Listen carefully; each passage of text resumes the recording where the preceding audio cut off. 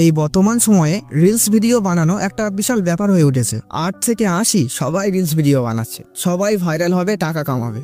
আর viral হওয়ার জন্য মেয়েরা ছোট ছোট পোশাক পরে বা একেবারে না পড়ার মতো করে রিলস ভিডিও বানাচ্ছে।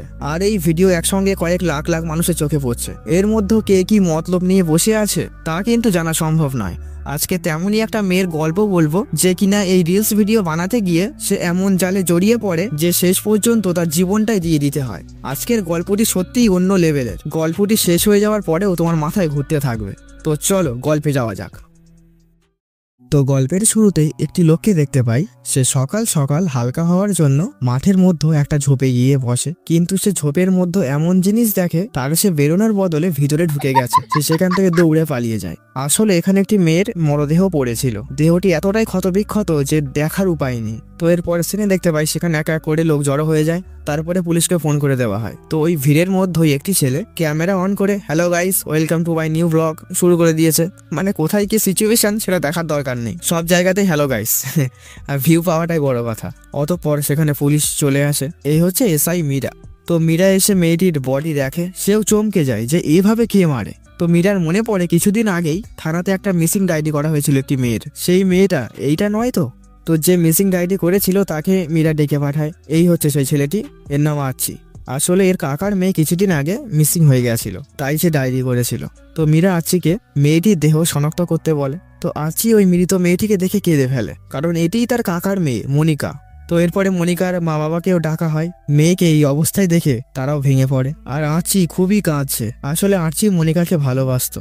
তো এরপরে পুলিশদের ইনভেস্টিগেশন ও যা যা করণীয় তা সেরে নিয়ে মনিকার বডি দিয়ে দেয় এবং মনিকার অন্তিম সংস্কারও হয়ে যায়।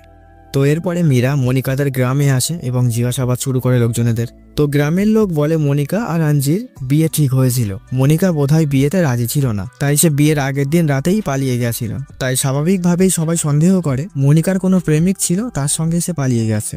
গ্রামের লোক আরও বলে মনিকার সঙ্গে আঞ্জির জোর করে বিয়ে দেওয়া হচ্ছিল, কারণ আঞ্জি মনিকাকে ভালোবাসতো, কিন্তু মনিকা আঞ্জিকে ভালোবাসতো এমনটা শোনা যায়নি। তো এবারে মীরা ভাবে হয়তো আঞ্জি মনিকাকে মেরেছে, কারণ আঞ্জি মনিকাকে ভালোবাসতো, কিন্তু মনিকা আঞ্জিকে বিয়ে করতে চাইছিল না। স্বাভাবিক রাগ হতেই পারে। তো আঞ্জিকে ডেকে পাঠানো হয়। তো মীরা আঞ্জিকে বলে তুমি মনিকাকে জোর করে বিয়ে করতে চাইছিলে, কিন্তু মনিকা বিয়ে করতে তোমাকে চাইছিল না। ব্যাস তোমার রাগ হয়ে গেল আর তুমি মেরে ফেললে। কি আমি ঠিক বলছি তো? আঞ্জি বলে ম্যাম আপনি কি বলছেন এসব? আমি মনিকাকে ভালোবাসতাম, সত্যিই ভালোবাসতাম। তো আঞ্জি এইবারে মনিকা তার গল্পটা বলতে শুরু করে। তো সিন একটু ফ্ল্যাশব্যাকে যায়। তো এখানে দেখতে পাই আসলে আঞ্জি মনিকাকে ছোটবেলা থেকেই ভালোবাসে। মনিকা হচ্ছে আঞ্জির ওই কাছে দূরের সম্পর্ক হয় না, ওই রকম একটা কাকার মেয়ে। তো আঞ্জি মনিকাকে ভালোবাসলেও মনিকা কখনো আঞ্জিকে ওইভাবে দেখেইনি, সে নর্মালি দাদা হিসেবেই দেখে। তো মনিকার স্কুল পড়তে যাওয়া সবকিছুই আঞ্জি ফলো করে, কিন্তু সে কখনোই তার মনের কথা মনিকাকে বলতে পারে না। আর যেহেতু আত্মীয়র মধ্যে একটা সম্পর্ক, সেহেতু বলাও যাচ্ছে না। সে মনিকাকে আকার ইঙ্গিতে বোঝানোর চেষ্টাও করে, কিন্তু মনিকা ব্যাপারটায় গুরুত্বই দেয় না। তো মনিকার একটা প্রিয় বান্ধবী ছিল, এর নাম অঞ্জলি। এরা সবসময় একসঙ্গে থাকতো, ঘুরতো, মানে এখন মেয়েরা যাকে বেস্ট বলে আর কি, সেরকম সম্পর্ক।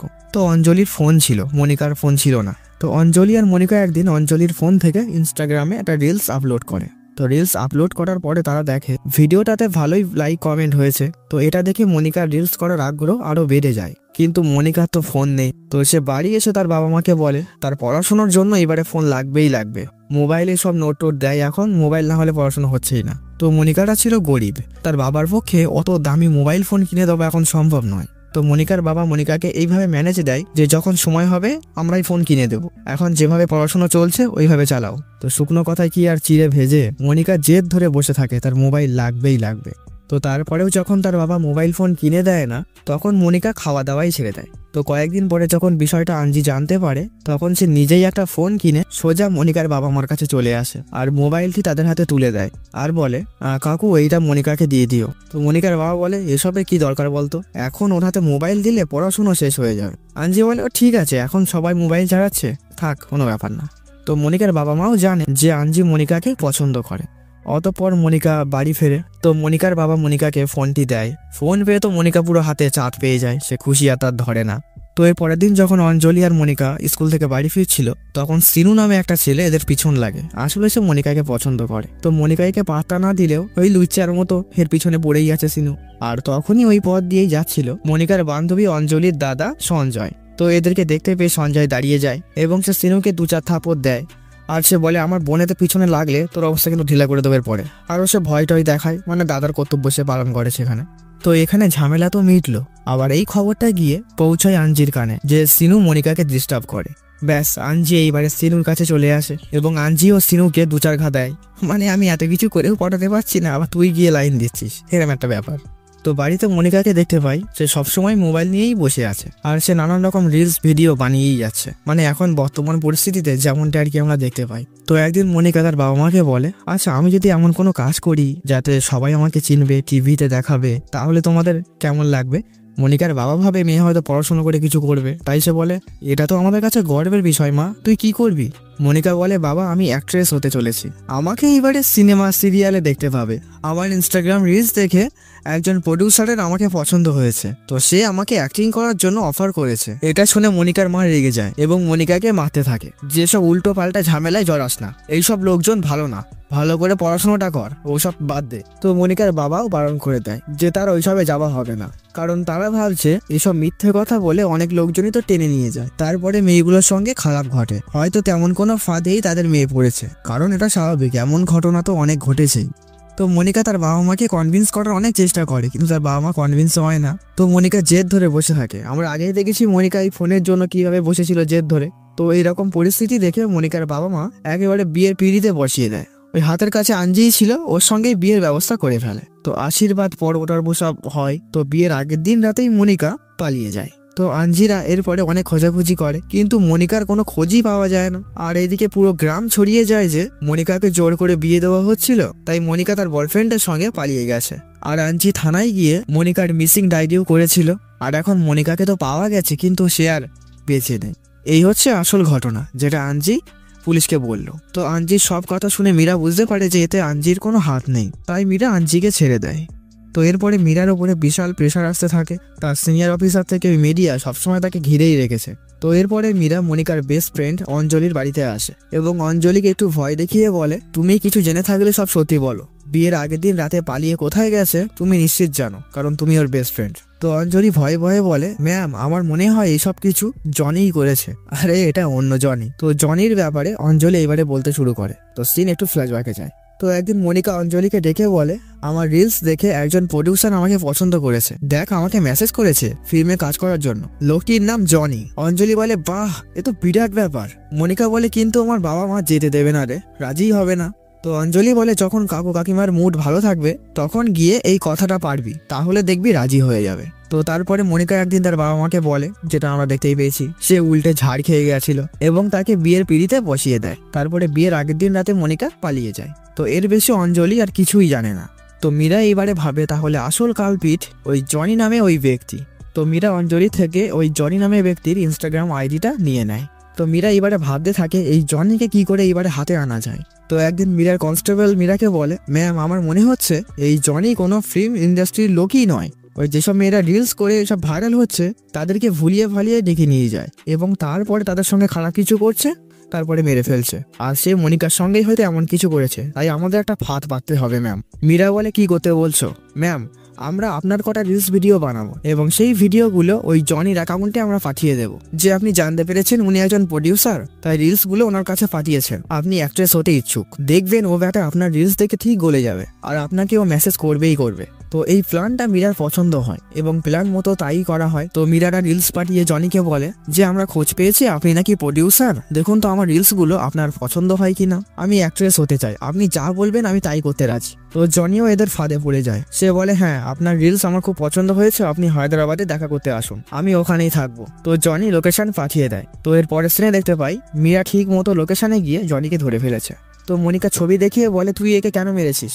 জনি বলে, কে? আমি তো চিনিই না। মানে সে পুরোপুরি অস্বীকার করে। তো তারপরে পুলিশের 3rd ডিগ্রি ভালোবাসা খাওয়ার পরে সে মুখ খোলে, সে বলে, হ্যাঁ ম্যাম আমি মেয়েটাকে চিনি, কিন্তু ওকে আমি মারিনি। আসলে জনির মেয়ের বিজনেস আছে, আসলে সে মেয়েদেরকে ভুলিয়ে ভালিয়ে ফিল্মে কাজ দেওয়ার নাম করে হায়দ্রাবাদে ডেকে নিয়ে আসে, এরপরে মেয়েগুলোকে দিয়ে সে ব্যবসা করে। আশা করি বুঝতেই পারছো কি করে। তো সিন এরপর একটু ফ্ল্যাশব্যাকে যায়। তো মনিকার আশীর্বাদের সময় মনিকার ফোনে জনি বারবার ফোন করতে থাকে। মনিকা কল রিসিভ করতে পারছিল না, কারণ লোকজন ছিল, আর মনিকা ইচ্ছা করি কতটা করছিল না, কারণ সে ভাবছে কালকেই তো আমার বিয়ে হয়ে যাচ্ছে, আর সব তো হবেই না। কিন্তু জনি এইদিকে ফোন করেই যাচ্ছে। কিছু কিছু এমন লোক আছে এক নাগারে ফোন করেই যায়। এর মধ্যে অর্ধেক লোকই এই ধান্দাবাজ হয়। তো বারবার ফোন করছে দেখে একসময় মনিকা ফোন তোলে এবং জনিকে সব বিস্তারিত বলে। তো জনি এইবারে পুরো সাইকোলজিক্যাল ভাবে ব্রেন ওয়াশ করতে থাকে, মানে যাকে বলে লোভ দেখানো। সে বলে এরকম একটা সুযোগ তুমি হাতছাড়া করবে? বাড়ি থেকে না বেরোলে তুমি জীবনে উন্নতি করবে কি করে? এইরকম সুযোগ সবাই পায় না, আর তুমি হাতে পেয়ে সেটা ফেলে দিচ্ছ। অনেক বড় বড় স্টারের সঙ্গে তুমি কাজ করতে পারবে, তুমি ভাবতে পারছো না তুমি একদিন কত বড় জায়গায় পৌঁছে যাবে। মনিকা বলে আমি তো যেতেই চাই, কিন্তু আমার বাড়ি থেকে না যেতে দেবে না। তখন জনি বলে তাহলে তুমি এক কাজ করো, তুমি আজকে রাতেই কাউকে কিছু না বলে বাড়ি থেকে বেরিয়ে পড়ো আর হায়দ্রাবাদ চলে এসো। আরে বাড়ির চিন্তা করো না, দুদিন পরে যখন তুমি একটা বড় জায়গায় পৌঁছে যাবে তখন দেখবে তোমার বাড়ি সব মেনে নিয়েছে। তো এইসব বলাতে মনিকা তো পুরো ব্রেন ওয়াশ হয়েই গেছে। মনিকা বলে আমি তো হায়দ্রাবাদ চিনিই না, কিভাবে যাব? জনি বলে ঠিক আছে, আমি রাত্রেবেলা গাড়ি নিয়ে তোমার বাড়ির কাছেই অপেক্ষা করব, তোমাকে ফোন করব, তুমি বাড়ি থেকে চুপিসারে চলে আসবে। মনিকা বলে হ্যাঁ ঠিক আছে ঠিক আছে। তো কথা মতো জনির ফোন করায় মনিকা চুপি সারে ঘর থেকে বেরিয়ে আসে এবং জনির গাড়িতে এসে উঠে পড়ে এবং জনি তাকে নিয়ে হায়দ্রাবাদ চলে আসে। মনিকা তখনও সেজে বুঝেছিল, সে সোনা গয়নার খোলা টাইমই পায়নি। তো জনি তাকে বলে এইসব ড্রেস সোনাদানা এখন খুলে ফেলো, আমার কাছে দাও, আমি সামনে রেখে দেবো, যখন তুমি আবার চলে যাবে তখন দিয়ে দেবো। আর যাও, তোমার রুম আমি বুক করে রেখেছি, ওখানে গিয়ে বিশ্রাম করো, কালকে প্রডিউসাররা আসবে, মিটিং করতে হবে। তো পরের দিন সকালে কয়েকজন লোককে দেখতে পায়, তারা আর কি বড় বড় প্রডিউসার, মানে দেখে তো মনে হচ্ছে না কিন্তু প্রডিউসার। তারা খাওয়া দাওয়া করছে। তো একটু পরে জনি মনিকাকে নিয়ে তাদের কাছে আসে আর তাদের কাছে গিয়ে এসে বসতে বলে, আর এরাও তাকে নিয়ে টানাটানি করছে। মনিকা তো অকওয়ার্ড ফিল করছে, এরম করে কেন? সে জনিকে বলে এরা এরকম করছে কেন, আমি চলে যাব। জনি বলে আরে কিছু পেতে গেলে কিছু তো দিতে হয়। আরে তেমন কিছু না, একটু খুশি তো করবে এদেরকে, তারপর তোমাকে অনেক বড় নায়িকা বানিয়ে দেবে। আরে এখনকার সময় তো এসব কোনো ব্যাপারই না, সবাই করে। আসলে জনি এদের থেকে তো টাকা খেয়ে লেগেছে, জনির কাজই তো মেয়ে দেওয়া। এবার এই মেয়ে যে এরকম করছে স্বাভাবিক এরা খেপে গেছে। মনিকা জনিকে বলে আমি এখান থেকে চলে যাব, আমার জিনিসপত্র ফিরিয়ে দাও। জনি বলে কোথায় যাবি তুই এখান থেকে? আমি না চাইলে এখান থেকে তুই জীবনেও বেরোতে পারবি না। তো মনিকা এবার রুমে এসে কান্নাকাটি করতে থাকে, কারণ সে বুঝতে পেরেছে সে ভুল জায়গায় ফেসে গেছে। তার বাবা মার কথা শোনাই উচিত ছিল তখন। ওই যে লোভের বশবর্তী হয়ে বড় লাভ করতে গেলে যা হয়। মনিকা কাউকে ফোনও করতে পারছে না, কারণ ফোনটাও জনি তার থেকে নিয়ে নিয়েছে। তো এদিকে জনি দেখে মনিকা কোনো কাজেই আসছে না, কারণ সে বড্ডই ছটফট করছে। তো সে ভাবে মনিকাকে একটা পতিতালয় বেচে দিয়ে আসবে। তো এর পরের সিনে দেখতে পাই মনিকাকে এসে জোর করে পতিতালয়ে নিয়ে আসে এবং সেখানে বিক্রি করে দেয়। জনি বলে ম্যাম এর বেশি আমি আর কিছুই জানি না। তো মীরা এইবারে জনির থেকে ওই পতিতালয়ের ঠিকানা নিয়ে সেখানে যায় এবং এখানকার দুজন হেড মহিলাকে তুলে নিয়ে আসে। তো প্রথমে তো এরা মুখ খুলছিলই না, তো কয়েক ঘা দেওয়ার পরেই তারা বলতে শুরু করে। তো সিন একটু ফ্ল্যাশব্যাকে যায়। তো এই মহিলা দুটো মনিকার ওপরে খুবই চাপ সৃষ্টি করছিল, কারণ মনিকা কাস্টমারদের কোম্পানি দিচ্ছিল না, সুতরাং মনিকার জন্য কাস্টমার কমে যাচ্ছিল। তো মনিকার কাছে একদিন একটা কাস্টমার আসে। তো মনিকা তো লোকটিকে সরানোর চেষ্টা করে। তো লোকটি এইবারে মনিকার ওপরে জোরজবস্তি করতে থাকে। তো মনিকা একসময় বোতলটি নিয়ে লোকটির মাথায় ঝেড়ে দেয় এবং সে সেখান থেকে পালিয়ে যায়। তো বাইরে বসে থাকা এই মহিলাগুলো মনিকাকে ধরার চেষ্টা করে, কিন্তু মনিকা সেখান থেকে পালিয়ে চলে যায়। এরা এই পর্যন্তই জানে, তারপরে মনিকা কোথায় গেছে এরা আর জানে না। তো মীরা তো এইবারে বড় ঝামেলায় পড়ে, কারণ এরা কেউই মনিকাকে মারিনি, আর ওই দিনকে মনিকা ওখান থেকে পালিয়ে কোথায় গেছিল। তো মীরাটা এবারে ওই এলাকার সিসিটিভি চেক করতে থাকে এবং ভাগ্যক্রমে সেখানে মনিকাকে দেখা যায়, সে একটা অটোয় উঠে চলে গেছিল। তো অতি কষ্টে ওই অটোর নাম্বার এরা ফুটেজ থেকে বার করে। তো এর পরের সিনে দেখতে পাই মীরারা ওই অটো ড্রাইভারকে ধরে এনেছে। তো মীরা অটোওয়ালাকে মনিকার ফটো দেখিয়ে বলে এর সঙ্গে তুই কি করেছিস? অটোওয়ালা বলে ম্যাম একে তো আমি চিনি না। মীরা বলে তোর অটোতে উঠেছিল, আমরা দেখতে পেয়েছি, মিথ্যা কথা বলবি না। অটো ড্রাইভার বলে হ্যাঁ উঠেছিল, কিন্তু আমি চিনি না একে। তো সেই দিন কি হয়েছিল অটোওয়ালা বলতে শুরু করে, আর সিন একটু ফ্ল্যাশব্যাকে যায়। সেই দিন মনিকা ওখান থেকে দৌড়ে পালিয়ে সোজা এসে দাঁড়িয়ে থাকা ওই অটোটার মধ্যেও ঢুকে পড়ে, আর সে ড্রাইভারকে বলে ভাই এখান থেকে তাড়াতাড়ি চলো, কিছু লোক আমার পিছনে লেগেছে, ওরা আমাকে পেলে মেরেই ফেলবে। অটোওয়ালা তো পুরো থাতার মাথা খেয়ে যায়। সে বলে কি ব্যাপার আমি বুঝলাম না। তো সে বলে আপনি নামুন, আমি যেতে পারবো না, আমার অটো রিজার্ভ আছে, একজন যাবে, আপনি নেমে যান। কিন্তু মনিকা এতটাই ব্যাকুল হয়ে তাকে যেতে বলছে, শেষমেশ অটোওয়ালা তাকে নিয়ে সেখান থেকে চলে আসে। তো অটোওয়ালা কিছু দূর আসার পরে মনিকাকে বলে আপনি যে বললেন আপনার পিছনে কারা নাকি তাড়া করছে, কই কেউই তো আসছে না, আর আপনি কোথায় যাবেন? মনিকা বলে আপনার ফোনটা একটু দিন না, আমি একজনকে ফোন করব। তো অটো ড্রাইভার ফোনটি দেয়, মনিকা কাউকে একটা ফোন করে এবং এখানে আসতে বলে সাহায্যের জন্য। তো এর কিছুক্ষণ পরে সেখানে একটা গাড়ি আসে এবং ওই গাড়িতে মনিকা তাড়াতাড়ি উঠে পড়ে এবং গাড়িটিও সেখান থেকে তাড়াতাড়ি চলে যায়। আর অটো ড্রাইভার ব্যাস এইটুকুই জানে, তারপরে মনিকা কোথায় গেছিল সে আর জানে না। তো মীরা অটো ড্রাইভারের কথায় খুব একটা বিশ্বাস করে না, ওই জন্য ওই জায়গার সিসিটিভি সে চেক করে এবং সেখানে সত্যিই দেখতে পায় একটি কালো গাড়ি এসেছিল।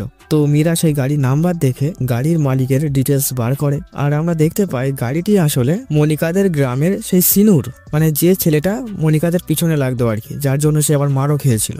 তো এরপরে মীরা সিনুকে ধরতে চলে আসে। তো এখানে সিনুকে দেখতে পাই সে একজনের কাছে পাউডার সাপ্লাই করছে, আর সে পাউডার বিক্রি করে বলেই তার কাছে অত টাকা, এবং সে গাড়ি কিনতে পেরেছে গ্রামের মধ্যে থেকেও। তো পুলিশ দেখে সিনু সেখান থেকে দৌড়ে পালায়। তো একসময় মীরারা সিনুকে ধরেও ফেলে এবং তাকে থানায় ধরে নিয়ে এসে পুলিশের 3rd ডিগ্রি ভালোবাসা দেয়, আর বলে তোর পাউডার কেস পরে হচ্ছে, আগে বল মনিকার সঙ্গে কি করেছিস। সিনু বলে ম্যাম আমি কিছুই করিনি, আমি মনিকাকে ভালোবাসতাম ঠিকই, কিন্তু সেদিনকে মার খাওয়ার পরে আমি আর ওদের পিছনেই যাইনি, আর আপনাদের দেখে আমি পালিয়েছিলাম ওই একটাই কারণে, আমি ভেবেছিলাম আমি পাউডার বেচি, আপনারা খবর পেয়ে গেছেন তাই ধরতে এসছে। মীরা বলে মিথ্যা কথা বলিস না, এবং সিনুর গাড়ির ছবি দেখিয়ে বলে এই গাড়ি তো তোর, ওই দিন রাত্রেবেলা তুই ওখানে কি করতে গেছিলিস।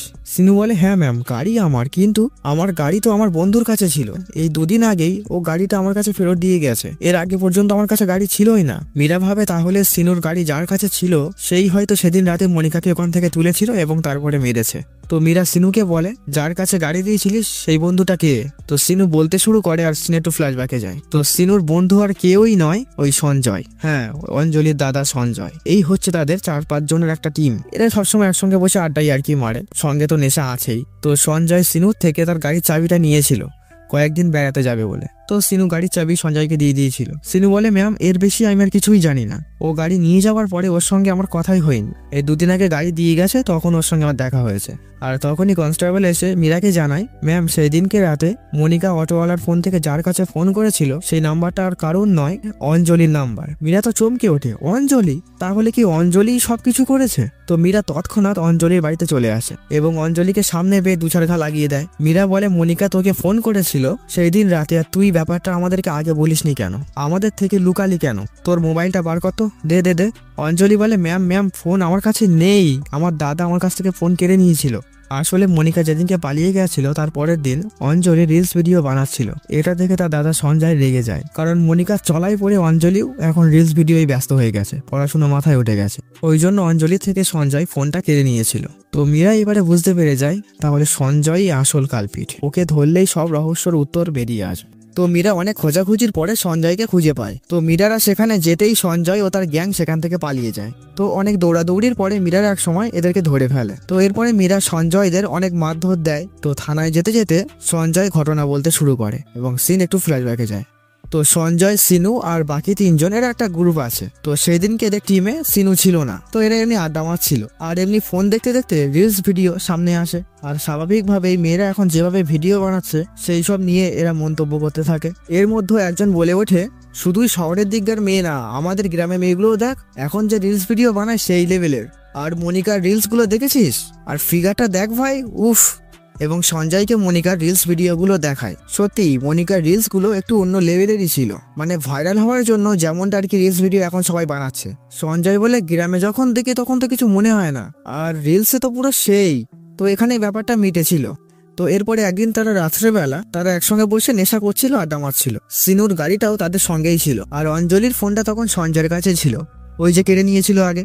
আর হঠাৎ অঞ্জলির ফোনে ফোন আসে, আসলে ফোনটা করেছিল মনিকা আর রিসিভ করে সঞ্জয়। তো মনিকা অঞ্জলির ফোনে অঞ্জলির দাদা সঞ্জয়ের গলা শুনে সে অঞ্জলির দাদাকেই বলে, দাদা আমি না একটা বিপদে পড়ে গেছি, এরকম এরকম কেস, আমি এখানে দাঁড়িয়ে আছি, একটু প্লিজ এসো না, আমাকে নিয়ে যাও। সঞ্জয় বলে মনিকা ভয় পেও না, আমি যাচ্ছি, এখনই যাচ্ছি।